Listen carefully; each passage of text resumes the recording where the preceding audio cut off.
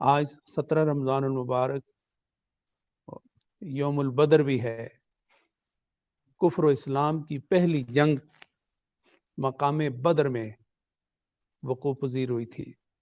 اللہ تعالیٰ نے اس پہلی جنگ میں، جس میں مسلمانوں کی تعداد 313 تھی اور کفر کی تعداد 1000 سے زائد تھی، ان کی آپس میں جب مٹ بھیڑ ہوئی تو اللہ تعالیٰ نے مٹھی بھر مسلمانوں کو کامیابی عطا فرمائی، کامرانی عطا فرمائی۔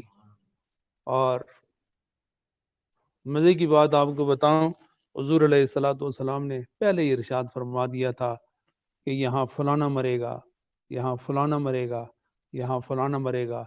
جس جس جگہ کی نشاندہی فرمائی وہیں پہ وہ بڑے بڑے کافر واصل بجہنم ہوئے، اور ان تمام کے لاشوں کو اکٹھا کر کے ایک گڑھے میں ڈالا گیا۔ حضرات، حضور علیہ الصلوۃ والسلام نے ان کافروں کو مخاطب کر کے فرمایا، یہ آپ لوگ اس کو بطور خاص سماعت فرمائیں۔ بہت ہمارے دینی مسائل اس جنگ بدر سے ظاہر ہوتے ہیں۔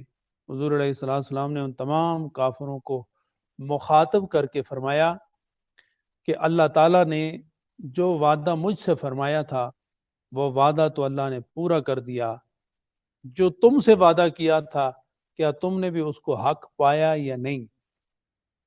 حضرت عمر رضی اللہ تعالیٰ عنہ وہیں کھڑے تھے۔ حضرات گرامی، حضرت عمر حضور صلی اللہ علیہ وسلم سے عرض کرتے ہیں، یا رسول اللہ، یہ کافر سنتے ہیں؟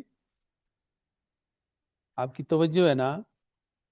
آپ نے فرمایا، یا رسول اللہ، یہ کافر مر چکے ہیں، کسی کی گردن کٹی ہوئی ہے، کسی کی ٹانگ کٹی ہوئی ہے، کسی کا جسم چھلنی ہے، یہ مر چکے ہیں، ان کے جسم میں روح نہیں ہے، اور آپ ان سے مخاطب ہیں، ہم کلام ہیں، کیا یہ سنتے ہیں؟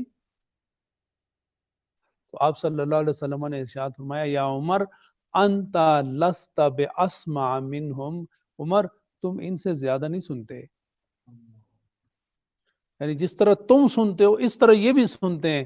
تم جواب دے سکتے ہو، یہ جواب نہیں دے سکتے، ہاں سنتے ضرور ہیں۔ دشمنان خدا، دشمنان مصطفیٰ اور اسلام کے، قرآن کے، حق کے دشمن اور باغی مرنے کے بعد اگر سنتے ہیں تو پھر ان لوگوں کا کیا حال ہوگا جو یاد خدا میں دنیا سے چلے جاتے ہیں، جن کے سر پر ولایت و محبوبیت کا تاج رکھ دیا گیا اور انہیں قبر میں رکھ دیا گیا، تو پھر وہ کس طرح نہیں سنتے؟ ماننا پڑے گا کہ وہ سنتے ہیں، دیکھتے ہیں، لیکن جواب نہیں دے پاتے۔ ہاں اگر جواب دیتے ہیں تو اس کے لیے ایسی فریکوینسی کی ضرورت ہے جو فریکوینسی درمیان کے پردے کو گرائے اور کان میں لطافت پیدا ہو، تو جس لطافت سے وہ بولتے ہیں اس لطافت سے سننا نصیب ہو، اور جس لطافت سے وہ دیکھتے ہیں اسی لطافت سے دیکھنا نصیب ہو۔